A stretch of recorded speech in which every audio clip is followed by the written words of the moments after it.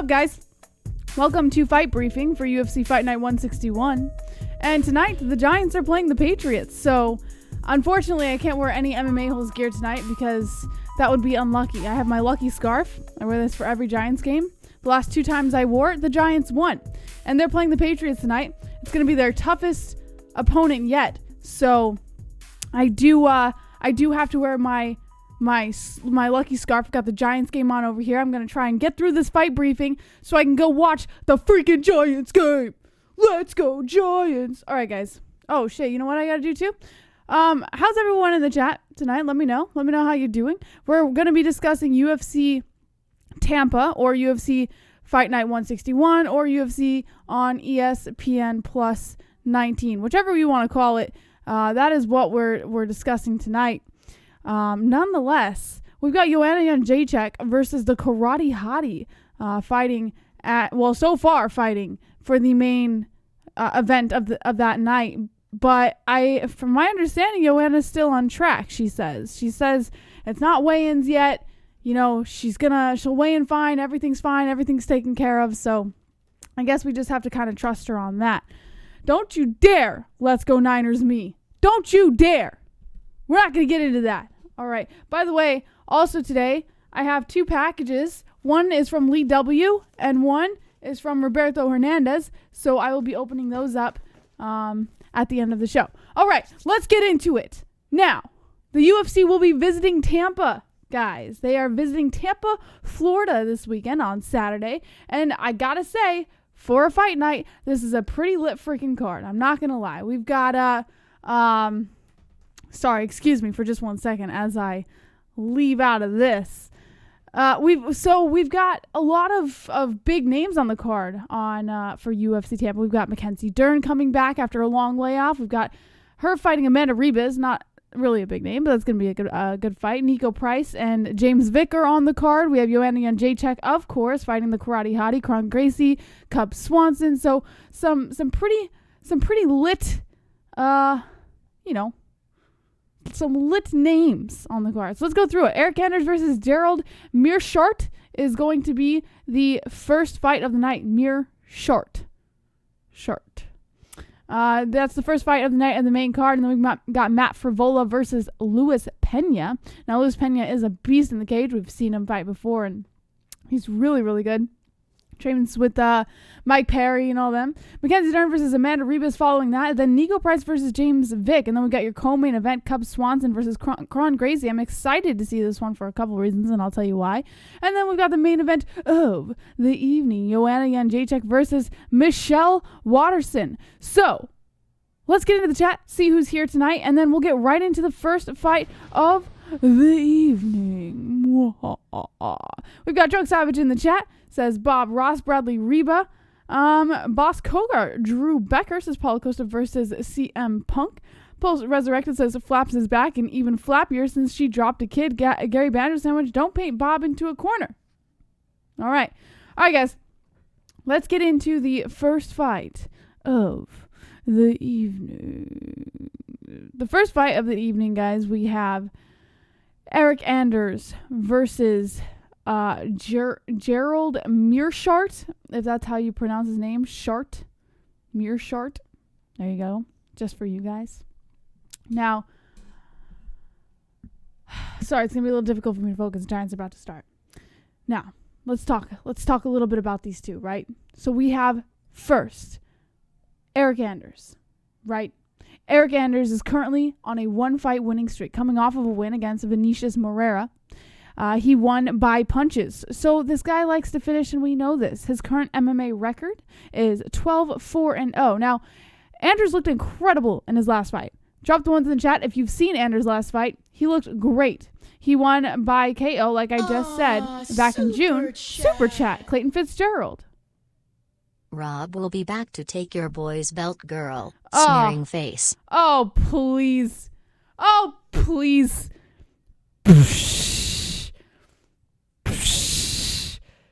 Get over your... All right. Now, last time we saw Anders fight at middleweight, he was edged by Elias Theodorou.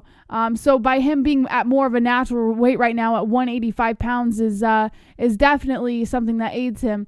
Now, Anders' strengths obviously lies within his massive punching power. He's got a lot of heavy strikes behind his power, particularly at 185 pounds. He's not the most nuanced striker, but he's not a wild brawler either. And I think he prefers to throw heavy straight punches rather than the wild haymakers that we see a lot of other really heavy strikers like to throw. Now, the fact that he's basically hurt every single opponent that he's faced is incredible. Outside of Khalil Roundtree, who could arguably be considered much larger, that really bodes well for him, the fact that he's hurt pretty much every opponent that he's faced. I think there are some notable weaknesses. I mean, we could argue that he is a relatively, like a low output striker. Theodorou was able to sort of outwork him despite, being badly hurt by Anders' punches, but nonetheless, still a great striker. And I think despite his highlight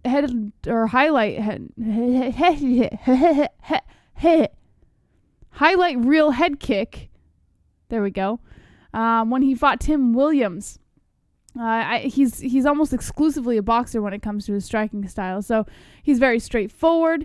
When he fought Lyoto Machida, it enabled Machida to sort of cut angles on him and manage to outpoint him. So that is something that he kind of has to pay attention to as well. So let's get into Meerschaert.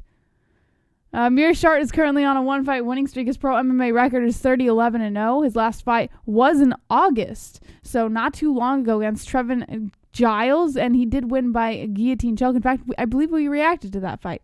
Now, Meerschaert isn't he's not anywhere near the type of athlete that Anders is, but he's extremely capable of finishing his opponents both standing and on the ground. We've seen that. So he's tough as nails, this fighter. Thiago Santos was the first fighter who was able to kind of stop this guy with the strikes at UFC 213. And that was his 35th professional bout. So that's something to keep in mind as well. After all of those fights, Thiago Santos was the only one to really, put an end to him. But other than that, this guy's an incredible fighter. Now, I don't think that he's ever going to be a title contender, but he is very capable of winning this fight tonight. With that in mind, I think this could be a very winnable fight for Gerald if he can remember to kind of pick at Anders from a range, avoid big punches, and maybe even hit a takedown or two if the possibility arises. But the issue for me when it comes to Meerschaert, however, is that he sort of has a lack of just pure athletic ability, which is a little bit concerning. And we've seen that in fighters before. It's quite telling that Meerschaert... Super chat! Connor Hernandez. JBH is the queen if MMA not Joanna. Hashtag Gaylord. That's right, Connor Hernandez! Wonderful. Thank you for being so wonderful, Connor. That's right. I am the queen of MMA. Watching Michael Strahan and a couple of others talking right now. I just can't wait for this game to get started. All right. So a lot of Meerschaert's wins have come against, fighters who aren't as explosive athletes, and his losses have come against explosive athletes such as Santos, like I just mentioned, and Kevin Holland. So that is a little bit of a concern because Eric Anders can be an explosive athlete. He can be an explosive striker, and that could come as a weakness towards Meerschaert. So in the end, I'm leaning towards Anders here. I feel like this is a close one to call because Meerschaert does have the skill to win. This guy is a finisher. He does have the ability to find the chin, but I just can't trust him to get, not to get hit by the explosiveness of Anders. And he's not really as highly leveled of an athlete or highly skilled of an athlete as Anders is. And I think that even if Anders knocks him out, which I'm not really sure is going to happen, a knockdown or some big punches across 3 rounds should probably be enough to win him at least a decision. So I'm going to go with Anders on this one. Let me know who you guys have in the chat right fucking now. All right, Shannon Stewart says Anders for the win. Drunk Savage, Anders looked good last time I picked him. Andrew Lopez, he closes distance too fast for Costa Rica. Drunk Savage says Shannon Stewart, what's up, girl? Post Resurrected, Bama linebacker for the win. Get the fuck out of here. Drunk Savage says Anders, Clayton Fitzgerald, Dapper Dave 527. Yeah, he had a lot more tools than Izzy, but he wanted to prove to the world that he could stand with this guy. Plus, he wanted to put on a show. That's how Aussies fight. Drew Becker says Costa will snap that twig in half. No!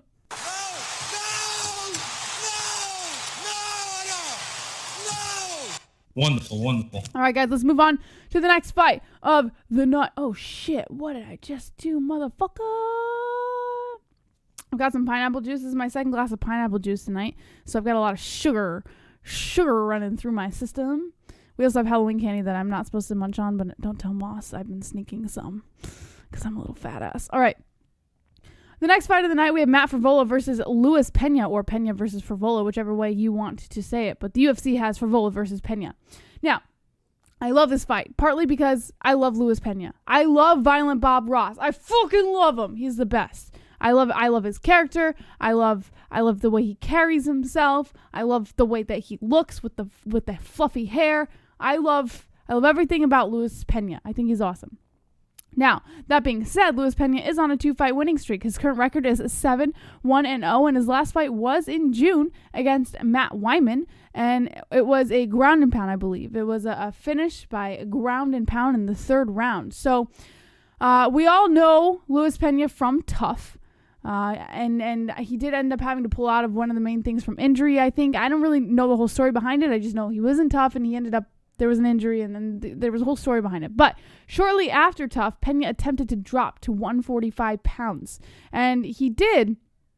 And he against Steven Peterson, he ended up missing weight by 3 pounds.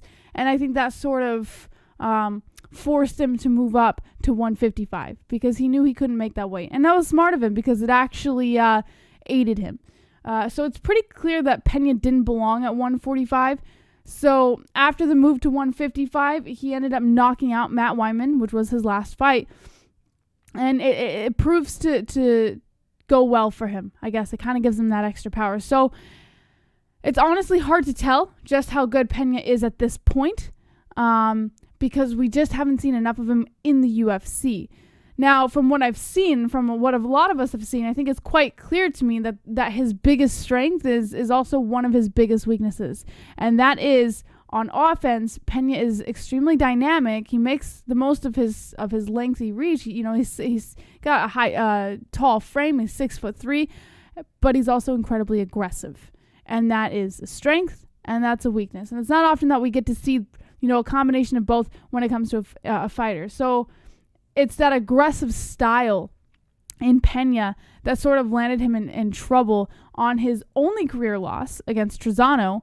And Pena, I think he simply he focused far too much on flashy and aggressive. And not only did that cause him to gas out, but it kind of meant that he was sort of willing to put himself into bad positions while Trezano stuck, to the basics. He stuck to the strategy. He stuck to the technicality, and he ended up outworking Pena for 3 rounds. And that's something Pena is going to have to be careful of with an opponent like Frevola. And I'll tell you why. Frevola is on a 1-fight winning streak. Now, he's 7-1-1, and I'll tell you about that no contest in a minute. And his last fight was in April. It was against Jalen Turner, and it was a unanimous decision. He did go the distance on his last fight. Now, Frevola, on the other hand, I really feel is going to try and replicate the same game plan that Trezano had against Pena, because that would be smart. It's kind of like the Whitaker-Gastelum thing. It would be smart to replicate that game plan. Now, he is from New York. He trains with Matt Serra, Ray Longo. They're his coaches and stuff like that. So, not that gives him any sort of advantage there, but, homegrown fighter. All right. But he also, he came into the UFC following a submission win on Dana White's Tuesday Night Contender Series. I'm not sure how many of you guys watched the Contender Series, but he was on there. But then he was knocked out extremely violently by Polo Reyes. So it's easy to get on a hype train. I've been guilty of it before. It's easy to say that a fighter is going to do well, and then you see him get knocked out in their UFC debut, and it's like, what the fuck, right? And that's kind of what happened with Frevola. He has since that knockout picked a draw against Lando Venata. We saw that fight, and a win over Jalen Turner, which happened back in April. And in general, he looks extremely tough. He's a pretty solid grappler. And that is a great defense against Luis Pena. The problem for him here is that I just don't think that he has the workman-like style to grind Pena down. We've seen Pena in the clinch. We've seen Pena on the ground as well. And I really worry that he's just not as athletically skilled as Pena would be in this fight. And I can honestly see him getting hurt if he tries to chase Pena down as he did with Venata and Turner. So bottom line for this fight, given that Pena is a stout wrestler, and he's capable of doing damage on the ground himself, I think he's got the advantage in all areas of fighting outside of, pure submission grappling, assuming that he doesn't, burn himself out early on, which we have seen him do. If he can beat Frevola, and I mean beat him with controlled aggression, I think it could signal that he's a potential, future contender. Even if he doesn't, I still think that he does have enough to come away with a victory. So on this fight, I am going to have to choose Pena by unanimous decision. Let me know who you guys have in the chat. Pena or Frevola? All right. Clayton Fitzgerald says, can we all just stop talking about the old man king hitter? I'm sick on hearing the cunt's name. He is rich and all the money went to his head. He is a cunt of a man in real life, so why back him? What are we talking about? Pulse Resurrected, Nickelodeon, a.k.a. Pena for the win, a.k.a. John Savage says, Bob Ross via Gerbil. Vigo Stockholm says, these fight breakdowns are better than Dan Hardy's. You know what, Vigo? Your penis is better than Vigo Staley's. Wonderful, wonderful. Clayton Fitzgerald says Connor, twice. Fuck this, fuck this, YT username, says Bob Ross for the win. JB just killing it, says Drew Becker. By the way, Drew Becker, we were putting your package together today. I sent you an email too. You got to sign an affidavit before we send it out. We're not allowed to send it unless you sign it. Bob for the win. Pena says Shannon Stewart. Vigo Stockholm, ha ha ha ha. Some fighters you have to get in the later rounds, says Andrew Lopez. Well, you know what, Andrew Lopez? I give a heart back to you. It's time to get cringy. Tom Brady! Oh, fuck Tom Brady! Fuck Tom Brady!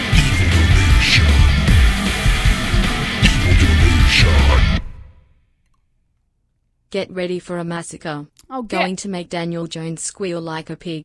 Go Patriots. Get the fuck out of here. It's so funny. The moment that donation comes in, they're showing Tom Brady warming up over here. Fuck Tom Brady. Fuck the Patriots. All right. Calm down. It's not worth it. It's not worth it. The next fight following Matt Frevola versus Luis Pena is MacKenzie Dern versus Amanda Ribas. Now, I'm not very into women's fights. You guys know this already. I've said it a million times. I don't know how many more times I have to say it. But for those of you who don't, I'm not into it. The only reason I am into this fight is because MacKenzie Dern is coming in off of a layoff, and she wants to be the first mother champion, which is, I don't know why, but in some way a little fascinating to me. So this one does kind of catch me a little bit. So we'll start with Dern, who's currently on a 7-fight winning streak, undefeated. And her last fight was against Amanda Cooper, who she won by rear naked choke in the first round, but that was back in May of last year, 2018. I mean, a year and a half layoff is a little concerning to me, and she just had a baby. And I mean, maybe I guess now she has a little bit more of a motive behind her fighting style. She has a reason to want to do well, because now not only is she fighting for herself, she's fighting for her husband. She's fighting for her kid. I guess. I mean, that's what she claims. But it's been a long time since we've seen her. You know, like I said, she's been out since May of 2018, she became a mother in that time. So, nonetheless, she might have the potential to become a contender in this fight, so we can't sleep on that. She has been criticized a lot for perhaps not taking MMA as seriously. Like on her Instagram and stuff, she posted she'd rather be surfing and all this shit. So that largely comes from the fact that she missed weight 3 different times in just 7 fights. Now, I've said it before. If you're going to be a professional fighter, you have to be professional. You have to make weight. And MacKenzie Dern missing weight 3 times on 3 separate occasions is just absolutely unacceptable for anybody. As an MMA fan, I can even say that. You know, I can't criticize. I don't know what the grind is like. But you're a professional fighter, for God's sake. You fight for the UFC. Of all organizations, you should make weight. So that doesn't look good for her in the least. And it can, like I said, it can certainly be argued by other people that she is an unprofessional fighter. But in all honesty, it does feel like Dern, she can or she can't win, in the sense that she may have a bit of a weight advantage on the ground. Even if she does make weight, we've seen her when she has made weight, she packs it on really fast in that day following. So even if she makes weight, I feel like she is going to have a little bit of a weight advantage, and she's a great grappler. She's an incredible grappler. I mean, the girl has been doing jiu-jitsu since God knows how long. And I feel that she will be putting a lot of pressure on her opponent. So let's talk about her opponent, Ribas, who's currently on a 2-fight winning streak. Her pro record is 7-1-0, so very close, only one loss on her record.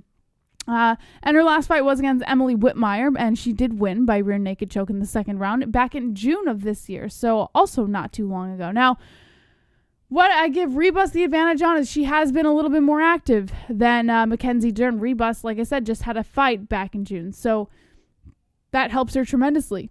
Now, her opponent, or MacKenzie Dern's opponent, Ribas, looks like an incredible match for Dern. She did win her UFC debut impressively. She, like I said, she choked out Emily Whitmire, but she's also like almost as inexperienced at 7-1. And from what I've seen so far, she's more of a grappling based fighter than a striker, which I think makes this fight a little bit more interesting. So I think Dern is really going to try and capitalize on this, and Ribas is going to have to be a little careful because we've got two excellent grapplers here, and two excellent records given given who's fighting. Now, another thing that we can give to Ribas that we can't really give to MacKenzie Dern is that Ribas has 3 TKO wins on her record. So we know she has the power and the strategy to find her opponent's chin. We know she has the ability to knock her opponents down and to take them out on the feet. I can't really say that about MacKenzie Dern. So I kind of want to give this to Ribas simply for that fact. I really don't know if she's as good a grappler to be able to stop Dern's takedowns. We do know she's good on the ground. I just don't know if she's going to be as good because Dern is superior. But I think that even if she could, she's not going to want to stay on the mat with her for too long because Dern is just going to eat her alive on the ground. So against a grappler like Dern, I think that this could be, it could make the fight extremely dangerous for Ribas. That being said, I have no doubt that Dern is going to successfully try to keep this fight on the ground. And I'm going to shoot for the idea that Dern is probably going to make her opponent tap out. As much as I kind of like to see Ribas knock out MacKenzie Dern. In fact, I'd be rooting for that. My pick would be MacKenzie Dern for this one. So let me know who you guys have in the chat, MacKenzie Dern or Ribas. Vico Stockholm says, go get the sock puppet moss made. What sock puppet? What you talking about, Wills? Clayton Fitzgerald says, how many kg in a pound? Aussies use kg, not pounds. I'm trying to figure out how much of a difference there is. Anyone? My weight is 65 kilograms. What's that in pounds? This is a good question. Can someone look that up for him, please? Tony Brown says, Dern is so damn hot. Pedophilia MacKenzie Big Rig Dern. 2 joints. I'm making a huge Thanksgiving dinner. Obi-Wan Brunnobi says, Dern be taking English lessons from Paula Costa. Missing No One says, knock out that fake accent Dern has. Drew Becker, it's like 2.2 pounds per kilogram. Yo, JBH. Yo, Nick C. Drunk Savage, Dern going to hit her with her titty milk? What does that even mean? The answer is 1 billion. Roberto Hernandez, 130-something. 2 joints, turkey, ham, potatoes, gravy, vegetables, apple pie. Fuck this username, says MacKenzie, a.k.a. I just ate, but I'm hungry. Will win. Clayton Fitzgerald, okay, thanks for answering me. Shannon Stewart, agree, JBH. That's right, Shannon Stewart. Wonderful. Nick C33, brother, what's up? MMA-Holes. Jesus Christ. Patriots. One of the best defense, or the best defense in the NFL. And I just got to see it at play right now. Shame. It's okay. We've got Danny Dimes now, so we ain't got nothing to worry about. Let's move on to the next fight, guys. So we just talked about MacKenzie Dern versus Amanda Ribas. Now we're going to move on to the next fight, Niko Price versus James Vick. I'm relatively interested in this fight. By the way, shout out to Tapology. Fuck you guys, because they went and tried to tell me that Griffin versus whatever the fuck his name is was going to be on the main card in place of James Vick versus Niko Price. I was like, what the fuck? No, it's Niko Price versus James Vick is the fight right before the co-main event. So let's get into it. How many of you guys are excited for this fight? I am, because James Vick is kind of needs this win, pretty bad. All right, Patriots have the ball. Patriots have the ball. I bet they're going to blitz. I bet the Giants are going to blitz. Blitz. No blitz. No blitz. Oh, God. Get him out. Get him. Oh, what the fuck?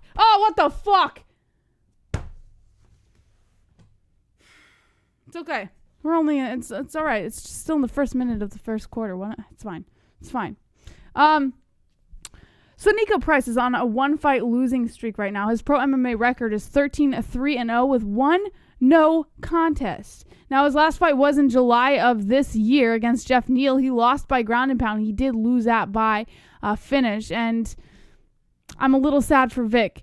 Now, Vick's opponent, Niko Price, is no stranger to stop. What the fuck? Stop him! Oh, my God! Oh! So we're talking about Niko Price. And as far as his fighting style, Price, he's extremely, like I said, he's an aggressive fighter. And he has 5 wins, all by stoppages. And I think that if we're going to go technical here, he really has 6 stoppages. Now, that was the 1 no contest I was talking about, and that's what I kind of wanted you to I wanted to discuss with you, because one of those, that no contest was a stoppage, but he ended up testing positive for marijuana on that fight, so it was overturned to a no contest. But I still take it, because marijuana is not going to affect his fighting performance whatsoever. So I still say he has 6 stoppages on his record. Nonetheless, we know that Niko Price does have some hands on him. He has a lot of power behind his fists. He's an extremely technical fighting style. He's also won 3 Performance of the Night bonuses, which I think is fair to earn him some credibility here. I mean, that would be I would 100% give him credibility on that. Now, James Vick is coming off of 3 losses. I actually kind of feel bad for Vick in this fight because he needs this desperately, and honestly, I wouldn't be surprised to see Vick retire after this fight if he doesn't take the win. He's currently on a 3-fight losing streak. His record is 13-4-0. His last fight was against Dan Hooker. We got to see that one, like I said. Left hook and ground and pound in the first round. There we go, baby! Yeah! Yes! There we go! His last fight was, he did get finished, so that's really unfortunate for him. He did open up his career 13-1, and since he lost the last 3, 2 of those last 3 fights were by finish. So I worry about his chin. I think fighters are starting to finally be able to tell that James Vick has a chin and that it can be found, and that could be a huge weakness for him if he can't protect his head. Now, although some of the wins on his record come by both submissions and TKOs, there's a lot of decisions on there as well. What happened? They didn't make it? They didn't make it. Oh my God. Although, so James Vick is, I'm so sorry. So, let me just sum up this fight for you guys. We know James Vick has a chin. I think it's clear that as good as James Vick is with his all-around skill, he still has difficulties fighting against strikers, or finishing strikers, fighting against strikers who have the ability to finish, who come in guns blazing like his opponent here, like Niko Price. So Niko Price is very much one of those types of fighters. He comes in with one agenda, and that is to completely finish you. Now, I do worry about Niko's cardio because he does or all he does here is finish. And the last time we've seen Vick go the distance before, we've never seen Niko Price go the distance before. So we really don't know how well Niko Price's cardio is. Now, if that's the case, Vick has a pretty decent chance at tiring Niko out and getting that advantage here if he can get Niko Price to go the distance without finding his chin. So overall, I do firmly stand by the technicality behind Price's striking, so I'm going to have to go with Niko Price on this one. Let me know who you guys have in the chat right now. All right. LOL, Moss in the background. Yeah. I want to go watch it with him so bad. Roberto Hernandez's game is on Fox 11 or your local Fox channel. Post resurrected Price, duh. Drew Becker, Vick by retirement. Nico Baby says Drunk Savage. Steven Stern, what the fuck are you wearing? Steven Stern, Giants are playing tonight. I have to wear my Good Luck Giants scarf and my Giants bands. I have to. I don't have a choice, man. JBH is a freaking bed. I bet you're a freaking bed, if you know what I'm saying. Wonderful, wonderful. All right. The Price is Right says, fuck this YouTube username, pedophilia. Steven Stern, she's a college frat boy. That's right. People forget Vick beat up that Irish dude who beat McGregor, says Zarky Poo. Tony Brown, Vick's last fight, Peli Grosso. Being a Giants fan is much easier as come to realize their defense ranks number 30 with average opponent making plus 400 yards per game. Steven Stern says, LOL. All right, guys. Let's move on. Shall we? Shall we move on to the next fight? The next fight is the co-main event for UFC on ESPN Plus 19 or UFC Tampon, whichever you would like to call it. I prefer UFC Tampon. And for UFC Tampon's co-main event, we have Cub Swanson versus Kron Gracie. I love this fight, particularly because we have two grapplers here. Swanson's currently on a 4-fight losing streak. His pro MMA record is 25-11-0. His last fight was against Shane Burgos on May of this year, so not too long ago, but he did lose by split decision. Now, Swanson is on another level as a fighter overall, and I can't kill him for that. I would put him as one of the best strikers in the 145-pound division at his best. That's right, baby. All right, he chains combinations together. He does it at a ridiculous rate. He throws strikes from unusual angles, something that that has allowed him to sort of defeat accomplished strikers like Jeremy Stevens and Dustin Poirier. But more worryingly for Swanson, it does appear that he is now on a bit of a downward spiral, as we can tell from his last 4 losses. You got to go back to his April 2017 fight win over Artem Lobov to really find his last win. He's currently on a 4-fight slide, which is what is this guy doing? What is he doing? Why was he holding on? What the fuck was that? So I think it's safe to say that he's been taking more shots than he ever took a few years ago.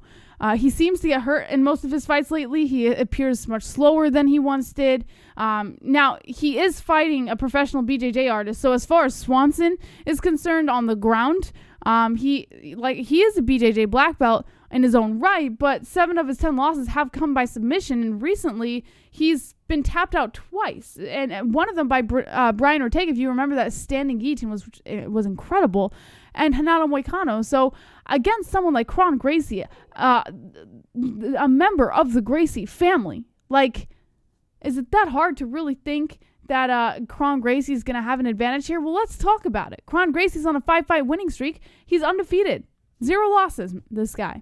Now, his last fight was to Alex Caceres, who has been hard to beat in the past. We have seen with 2 other fighters a couple of fight cards ago. Now, Kron Gracie did win by rear naked choke in the first round against Alex Caceres back in February, so he has been on a little bit of a layoff, quite a few months actually. And we're all familiar with the Gracie family. We are familiar with the BJJ and the submission game and how good the Gracie family really is. And like the rest of his family, Kron Gracie is a massively accomplished grappler. Shocker, not really. He is a black belt in Brazilian Jiu-Jitsu, so we all expected that. But with that said, it's not like Kron Gracie is a painfully stiff striker, like some of his relatives have appeared to be when they fought in the UFC. In fact, Kron's boxing looks pretty freaking sharp, if you ask me. So he's got a solid jab. And back in 2016, he even gave, what's the guy's name? Like Kawajiri or something like that. He gave him some serious problems on the feet prior to submitting him. So I think bottom line for this fight, I really feel that at nearly 36 years old, there's really no denying that Swanson has kind of lost a step. It's hardly surprising that he's had some serious wars in his 36 fight career. And I think that if he's genuinely coming to an end in his career, then I can see him coming out and sort of being taken down and submitted by Gracie. But I think we all can kind of see that. Now, the skills do appear to be there for Kron, but that just hasn't really gone through any adversity yet. So with that said, he's not completely unused to losing. He's lost plenty of grappling matches in the past. He has also been tapped before, something else to keep in mind. But I think that even if Kron Gracie doesn't really turn out to be the real deal, I think that he will be very impressive in this fight, to say the least, getting inside of Swanson and forcing him, into the cage, putting a lot of pressure on him, taking him down, submitting him. So, and even in this fight, I wouldn't be surprised to see Cub Swanson retire if he loses. I really wouldn't be surprised to see that one either. But for this fight, I am going to pick Kron Gracie by submission. Let me know who you guys have in the chat. Peligroso says, yeah, you got it. I got it. Kawajiri. That's his name? Kawajiri. I knew it was like Kawaji something. Kawajiri. Yes, he that was the fight I was talking about. Thank you. Kawajiri. So yeah, go back and watch that fight, Kron Gracie versus Kawajiri. It was actually a pretty interesting fight, I'm not gonna lie. Vigo Stockholm says, you're doing great, JBH. You know what, Vigo? Respect, Hinaldo. You're doing great. Tomas Mark says, Cub shaved his head. He's going old school, Cub, by TKO. Tony Brown, smart on the game. Yo, go, girl. That's right, Tony. Post Resurrected, they called this the Dart Snoop Dogg. Pedophilia, so if Kron wins, it's against someone on his way out. He's not facing any real competition then. If Kron wins, it's against someone. Yeah, I mean, you could argue that. That's a very fair argument. If Kron wins, it would be against someone on his way out. I wouldn't take that away from you. Yeah, that's fair. Like I said, we don't know if Kron Gracie is the real deal yet. I mean, it's easy to assume so because he's part of the Gracie family, but he's got to prove himself. I mean, there have been a lot of submissions that he has proven himself, but like I said, he's been tapped out before. So you wouldn't be wrong, if he does win. If Cub Swanson retires, then you would really have that argument. But if Swanson doesn't retire, it would be a little bit more difficult. But yeah, I could see that. I could see that argument. Cub loses and retires. Bitch, I said hi. Well, bitch, I said. Lick my balls. Robbie Linkar says, the same. Kron may be triangle. Love me some JBH. Love me some JMac.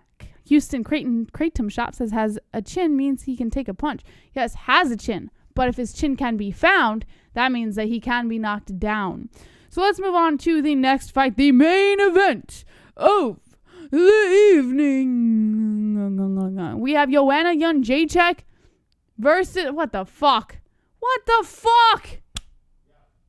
All right. Joanna Jedrzejczyk versus Michelle Waterson is the main event of the evening. Are you guys ready for this one? Because I am. And then I'm going to go off and watch some of those New York Giants. But before I do, thank you to everyone who dropped the like button, because we have...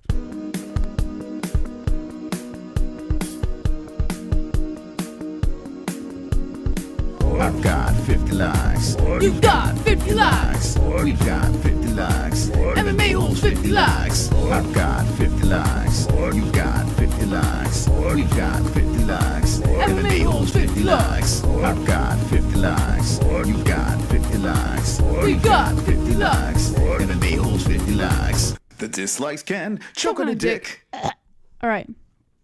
Thank you, 50 likes song. Joanna Jedrzejczyk is currently on a one-fight losing streak. Her pro MMA record is 15-3-0, and her last fight was December of last year, 2018, against Valentina Shevchenko, and she lost by unanimous decision. Now, JJ did lose to Rose Namajunas twice. We did get to see both of those fights. It seemed a little difficult to imagine that Joanna in another strawweight title match was going to happen anytime soon. But of course, not only has Namajunas since been dethroned, but the woman who beat her, Jessica Andrade, has also been dethroned. And now the title is being held by Weili Zhang. This is very, very, very important right now, because if we really took a deeper look into the strawweight division, regardless of who's holding the title right now, the only dominant champion the division has ever had has been Joanna Jedrzejczyk. Try to argue me on that. Now, that means that if she beats Michelle Waterson this weekend, it'll be pretty freaking hard to deny her another crack at the gold. We're gonna see it happen if she wins. Even if that's at the expense of their current top contender, Tatiana Suarez, we're gonna see Joanna Jedrzejczyk fight for that gold. Now, as far as fighting style is concerned, Joanna's striking is almost completely unparalleled in the division. Now, you could argue that Namajunas did knock her out in the first fight, but while she was able to outpoint her the second time around, it was a very close fight score. And outside of that, nobody's really come close to outstriking her. We do know that she can be hit. We saw both Claudia Gadelha and Karolina Kowalkiewicz knock her down. So we know that she has that weak spot. But other than that, her jab is razor sharp. She throws insanely fast combinations. She attacks her opponents by cutting off the cage with excellent footwork. And I mean, how many complaints can you really get about the girl's striking style? Now, a lot of people worry about her ground game, and so do I. But I don't know if Waterson's really going to be fighting on the ground in this fight. Let's talk about Waterson. Currently on a 3-fight winning streak. She's currently 17-6-0. Her last fight was in March against Karolina Kowalkiewicz, and she did win that by unanimous decision. Let's go, baby. Let go of that ball. There we go. There we go. Push through. Second down. All right. It's okay. Now, as far as the Karate Hottie is concerned, I think it's safe to say that a win over Joanna Jedrzejczyk would easily be the biggest win in her career, and it would at least put her in line for the number one contender spot, right? So there are big stakes on both sides when it comes to this fight this weekend. Now, this match is relatively interesting to me because my gut feeling tells me that this will largely be a striker versus a grappler fight in terms of each woman's or where each woman wants to take the fight. I really feel that that son of a bitch!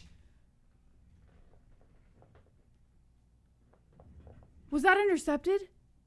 Oh my god, he just fucking intercepted the ball!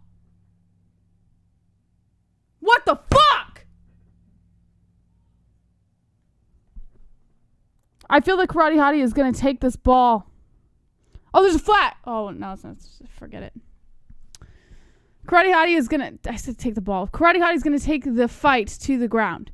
That would be her smartest... Okay. Super chat. Gotta go to work skeptical. When's your next podcast? Oh. Smiley face. Thanks for asking, Clayton. Tomorrow night, we'll be live tomorrow night for the prelims of Triton fights, and I'll get to that. Don't worry. We'll be live for Triton fights tomorrow, so if you want to tune in for that, don't worry. We'll be live for Triton fights. Thank you, Clayton. Appreciate it. Now, like I said, this is going to be a striker versus grappler fight in terms of where each woman wants to take the fight. We all know that Jedrzejczyk is one of the deadliest strikers, like I just mentioned, pound for pound in the UFC right now. But I'd argue... Intercepted! Yeah, baby! Run for it! Run! Go, baby! Go! 20, go! Woo! Got some yardage on that one, baby! Got some yardage on that one! Woo! Lucky scarf, guys. It's because of that. Bottom bottom line for this fight, guys, I feel that even if Waterson lasts all 5 rounds, I don't see her having too much success against Joanna Jedrzejczyk. Jedrzejczyk is probably faster, definitely hits harder, and can take a punch extremely well. Now, Waterson is tough, but Torres had her in trouble at points with her combinations, but Jedrzejczyk is on a completely other level. Look at this fucking interception, man. Beautiful. Add in the fact that Waterson prefers takedowns from the clinch, an area where Joanna, kind of excels in terms of her striking with the violent slashing elbows and the knees and the likelihood of her, sort of securing enough takedowns to win this fight. It just doesn't seem all that high to me. So given that JJ hasn't actually taken someone out since Jessica Pena back in 2015, I'm going to say she won't be taking Waterson out in the same way. I feel she's really going to push this fight to the distance, but she's still going to take the win.